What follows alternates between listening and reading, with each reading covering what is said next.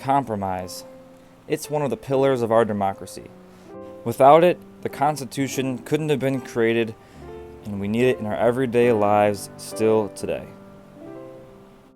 First example we're looking at today is the 3/5 compromise, which of course isn't something that we're super proud of looking back on it now, but the whole point of this compromise is that one side thought slaves should not be able to vote, and one side thought they should.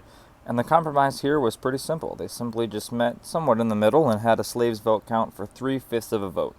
This is a pretty simple compromise when they literally met in between the two sides, like numerically met in the middle. Next, we're going to look at a more complicated version, the Great Compromise, which was between the Virginia Plan and the New Jersey Plan.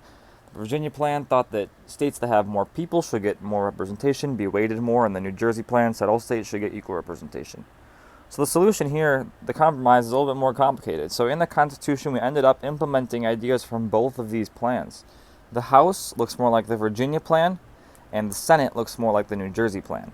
So the representatives that are in the House are based proportionally off population, and in the Senate, well, every state has 2 senators.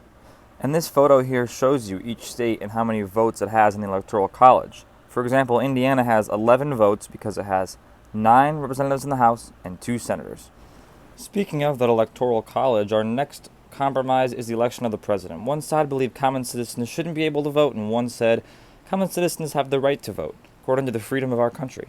Compromise here, first of all, citizens can place their votes at the ballots every election, but elected officials officially enter in the selection. Of course, we know that the overwhelming majority of the time, they do select the candidate that their people chose. And for an example, here's a clip from the 2016 election. Here we see President Trump, well then just candidate Trump, winning the state of Florida. And you see here he just barely won the state, but because most citizens voted for him, the elected officials of Florida did put in their vote for Trump. He wins Florida. That gets him 29 more electoral votes toward 270, which he needs to win. This last compromise is so important, I'm going to go ahead and do it in a video and explain it for you here. So, taking it back to a time called the Great Debate, when the Founding Fathers were trying to decide if our Constitution was ready to be ratified and officially declare the Constitution of the United States of America. So on one side we have the Federalists, who are in favor of the Constitution, they think it's ready, they like it a lot. Other side we have the Anti-Federalists. They were against the Constitution. They believed that it gave too much power to the government.